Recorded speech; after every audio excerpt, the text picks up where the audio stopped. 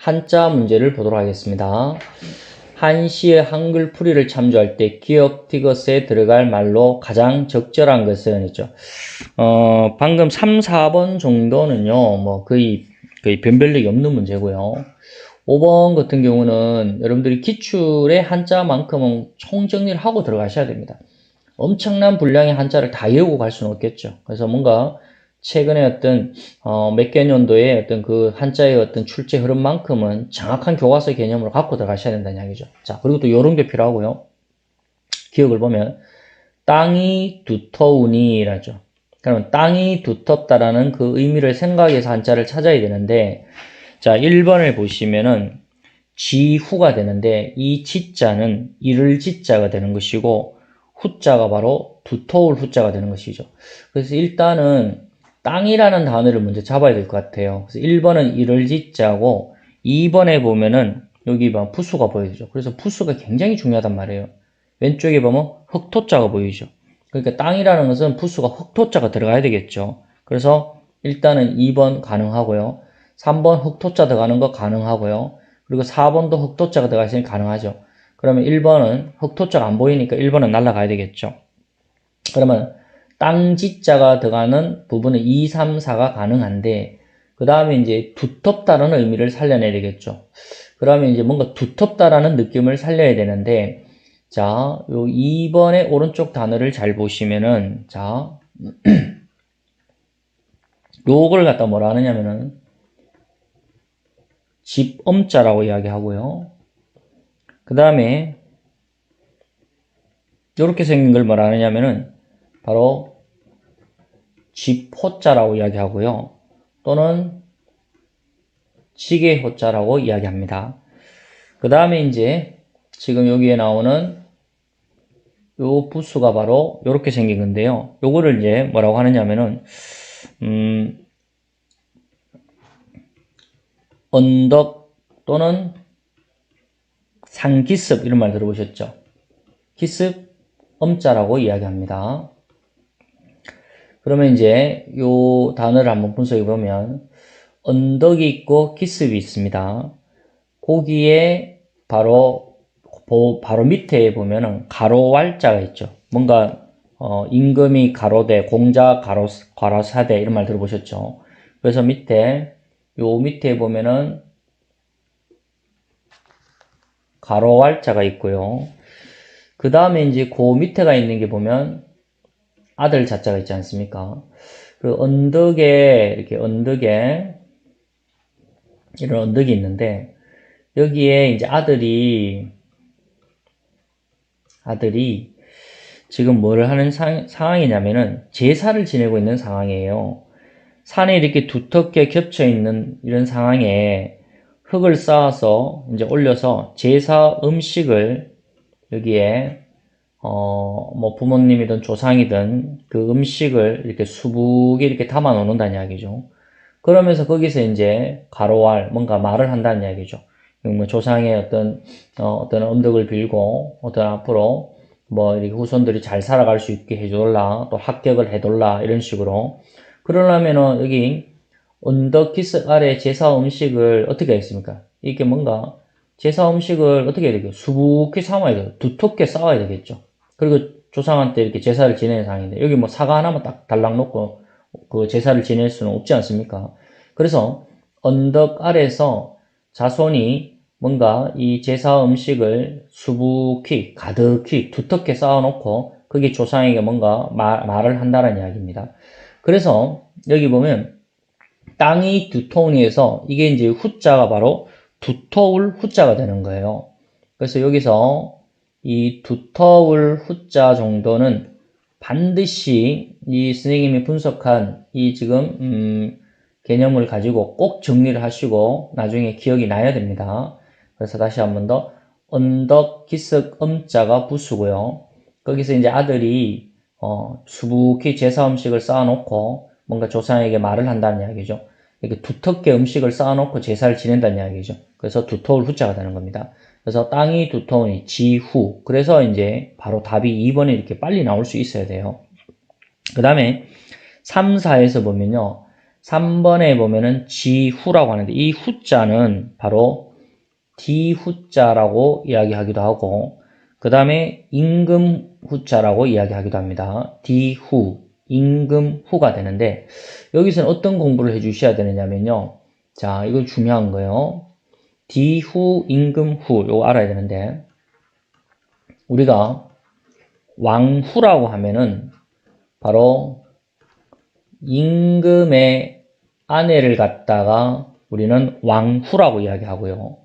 이번에는 항후라고 하면요. 이거는 황제의 정실 부인을 말하는 거죠. 황제의 정실 부인을 갖다가 우리는 항후라고 이야기하고요. 그 다음에 모후라고 하면요. 이거는 임금의 바로 어머니를 갖다가 모후라고 하는 거예요. 여기서 바로 이 후자를 들어갈 수 있는 단어를 또 생각해야 돼요. 그때 여기 후가 바로 디후나 임금 후자를 말하는 겁니다. 그렇게 꼭 외워주시기 바라고 그 다음 4번에 있는 지후에서 이 후자는요. 바로 뭘 말하느냐면은 제후 후자를 말하는 거죠. 제후 후자를 말하고 그 다음에 또는 이것도 임금 후자를 말하는 겁니다. 제후 후자, 임금 후자. 그래서 여기 입구자가 들어가면은 디후, 임금후라고 생각하시고 그 다음에 왼쪽에 이제 두인변이 들어가게 되면은 제후 후자, 임금후라고 생각하시면 되겠습니다. 자, 그때 디후자, 임금후자가 되었을 때 왕후, 항후, 모후 할 때 이 후에 해당되는 것이라는 거 꼭 외워놓기 바랍니다. 중요한 이야기입니다. 자, 그 다음에 이제 답은 나왔지만 이제 나머지도 시험에 나올 수 있으니까 봐야 됩니다. 여름이 이르니 나뭇잎이 푸르도다. 이 부분이죠. 나뭇잎이 푸르도다. 여기서 이제 푸를 청자가 나왔으니까 앞에를 봐야 돼요. 나뭇잎을 찾으라는 이야기죠. 나뭇잎. 그런데 니언의 이제 첫 번째 단어를 보면은 이거는 이제 목엽이죠. 나무 목자에다가 이제 잎엽자가 되죠. 그래서 목엽. 이게 이제 나뭇잎이라고 여기서는 볼 수 있겠죠. 목엽. 나무의 그러니까 잎엽자니까 그러니까 목엽 될 수 있는데 앞에 1번 부분이 여기서 잘못되어서 이게 1번이 답이 될 수 없는 거예요. 기역 부분이 잘못되었기 때문에. 그 다음에 이제 2번에 보면요. 바로 수엽이 되는 거죠. 앞에 게 이제 나무 숫자가 되고 뒤에가 이제 잎엽자가 되는 거죠. 나무 숫자니까 당연히 부수는 뭐가 있겠습니까? 왼쪽에 나무 목자가 보여야 되겠죠. 그죠? 그래서 수엽이 되고 오른쪽에 바로 잎엽자가 되는데 잎엽자의 부수는 바로 풀초차가 되는 거죠. 여기 풀초차가 보여야 되겠죠. 그래서 수엽이 되고 그래서 나무의 잎엽 그러니까 이제 나무의 잎엽자니까 나뭇잎이 되는 거 맞죠. 그죠? 그래서 이 부분도 맞죠. 근데 1번에 이제 기억까지 같이 맞았기 때문에 2번이 답이 되겠죠. 그죠? 그 다음에 3번도 맞죠. 수엽 맞고 근데 4번 같은 경우는 수엽이 아니라 수초죠. 요거는 이제 오른쪽에 이제 요거는 풀초자죠. 그렇죠? 요거하고 헷갈리면 안 되죠. 이거는 절대로 나뭇잎이 아니죠. 요 부분은 바로 풀초자이기 때문에 절대로 4번 부분은 이 부분은 답을 해서는 안 되겠죠. 그래서 일단은 나뭇잎이 가능한 거는 니언만 봤을 때는 1, 2, 3번이 다 될 수 있다라는 거 그거 조심해야 되고 그 다음에 이제 디귿을 보면 가을은 서늘하여 누런 국화가 피고 있습니다. 그러면 이제 가을은 서늘하여 이 부분을 이제 찾아야 된다는 얘기죠. 그러면 일단은 가을 추자를 찾아야 되겠죠. 가을 추자를 찾아야 되는데 1번에 있어서 요 첫 번째 이 단어하고요. 그 다음 2번하고 이게 과연 헷갈리면 될까요? 실제 시험에 갔을 때 안 되죠. 가을 추자는 바로 왼쪽에 벼하자가 부수가 되고 오른쪽에 이제 불하자가 있죠. 벼가 이제 막 가을에 막 누렇게 익었단 말이죠. 그 태양빛 아래에서 누렇게 익은 그런 상황을 생각해서 이게 가을 추자가 되죠. 그 벼하자에다가 불하자가 있어야 이게 이제 가을 추자가 되는 것이죠. 그래서 가을 추자 정도가 이게 보이지 않는다 하면은 조금 합격한 실력에서 멀어지는 것이죠. 그 다음에 이제 3번은 이거는 이제 이게 이제 사사로울 사자가 되는 것이죠. 자, 요 부분에 닿으면은 이게 사사로울 사자가 되는 겁니다. 사사로울 사자를 요 어원을 분석해 보면 왼쪽에 이제 요게 벼하자가 되겠죠. 그 다음에 이제 오른쪽에 요 단어가 바로 이제 뭐 그 사사사자 또는 아무 모자 또는 이제 마늘 모자가 되는데 어쨌든 이 부분은 사사로울 사자라는 뜻입니다. 사사로울 사자. 그렇죠. 사사로울 사자. 그 다음에 제일 첫 번째 이제 디귿에 있는 단어는 요거는 이제 과목 가짜. 우리가 이제 뭐 수학 과목, 그 다음에 영어 과목, 국어 과목 하잖아요. 그 과목 가짜가 되는데 요거는 왜 이제 이 과목 가짜를 꼭 외우셔야 되느냐면은 자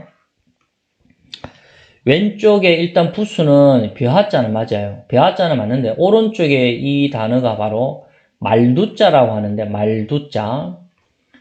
쌀을 갖다가 이제 곡식을 담는 바가지를 갖다가 이게 말두자라고 하는데 용량의 단위가 되는 거죠.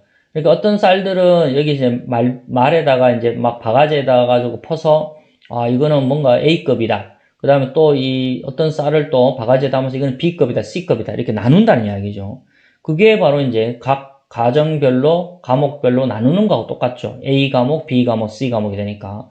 그래서 여기서 이제 이 과목 가짜는 바로 이럴 때 이 단어를 찾아낼 수 있어야 돼요. 여러분 과목 할 때 이 가짜하고 어떤 가정이다라고 할 때 이 가짜. 그래서 여기 때 이제 요 과목 가짜를 골라낼 수가 있어야 됩니다. 그래서 오른쪽에 말두자가 있다는 게 그거를 과목 가짜를 찾아낼 수 있어야 됩니다. 그 다음 됐고, 자, 그 다음에 이제 오른쪽 단어를 보시면, 지금 오른쪽에 보면은, 1번, 2번은 왼쪽에 지금 삼수변이 보이고 있고, 그 다음 4번도 삼수변이 보이고, 그 다음에 이제 3번은 이제 말씀 원자가 들어가 있잖아요. 그리고 이걸 또 구별해야 됩니다. 자, 그럼 2번 단어를 보면은, 이 삼수변에다가, 자, 이 단어 한번 볼까요? 이렇게 끄집어내 봅시다. 자, 삼수변에다가 그 다음 오른쪽에 뭐가 있냐면은 이거는 여러분 잘 알죠? 서울경자죠. 여러분 서울에는 낮은 건물이 많을까요? 높은 건물이 많을까요? 당연히 높은 건물이 많죠. 옛날로 치면은 바로 정자들이 많이 있다는 이야기죠. 그러면 그 높은 건물과 정자 아래쪽에는 바로 물이 지나가는 것처럼 서늘하다는 이야기죠. 그렇게 외우셔야 됩니다. 그래서 요 단어가 바로 서늘할 양자가 되는 겁니다. 서늘할 양자가 되는 겁니다. 요 단어가 바로 서늘할 양자가 되는 겁니다. 그래서 이제 가을은 서늘하여 가을 추자에다가 서늘할 양자가 되어서 답이 이제 2번이 되었던 것이었죠. 그 다음에 이제 3번에 요 단어를 보여요. 말씀 원자가 들어가 있는 거는 요거는 살펴야 할 살펴알 양 또는 믿을 양자라고 이야기하는데 자, 요 단어도 외우셔야 됩니다. 자, 다시 말씀 언자가 이제 부수가 들어가게 되면은 이 단어는 바로 살펴서 알 양자가 되는 거고 또 다른 말로 바로 믿을 양자라고 이야기합니다. 믿을 양자. 그래서 이제 요 단어와 이제 연결되어서 쓰이는 말이 우리가 양해를 구합니다라고 이야기하죠. 그때 이 단어를 찾아낼 수 있어야 돼요.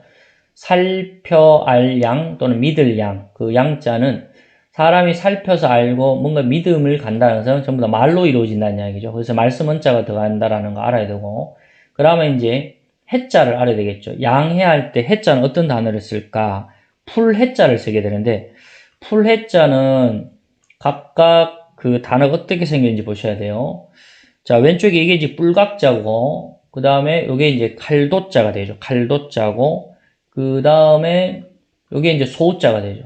그래서, 자, 칼을 가지고 바로 이 소의 뿔을 갖다가 깎아내고, 그렇게 소를 갖다가 이제 전부 다 칼을 가지고 하나하나씩 다 이제 풀어낸다는 이야기죠. 뿔도 풀어내고. 그래서 이게 이제 바로 풀해자가 되는 것이죠. 풀해자가 된다는 얘기죠. 그래서 양해를 구한다 할 때는 이 양자는 살펴알 양 또는 믿을 양자를 쓰고 해자는 바로 풀해자를 쓴다라는 거 그렇게 정리하시면 되겠습니다. 자, 그렇게 해서 요 각각 단어들 선생님이 지금 설명한 요점 위주로 반드시 정리를 해서 한자는 영어 단어도 마찬가지지만 한목에 막 50개씩 하루에 외운다 생각하지 말고 이틀에 한 해분씩 나가니까 매 한자 문제가 나오니까 그날 외우고 정리하고 그래서 지금 우리 5개월 남았잖아요. 계속 반복해서 시험장까지 기억에 그대로 살아서 갈 수 있도록 공부를 하셔야 됩니다.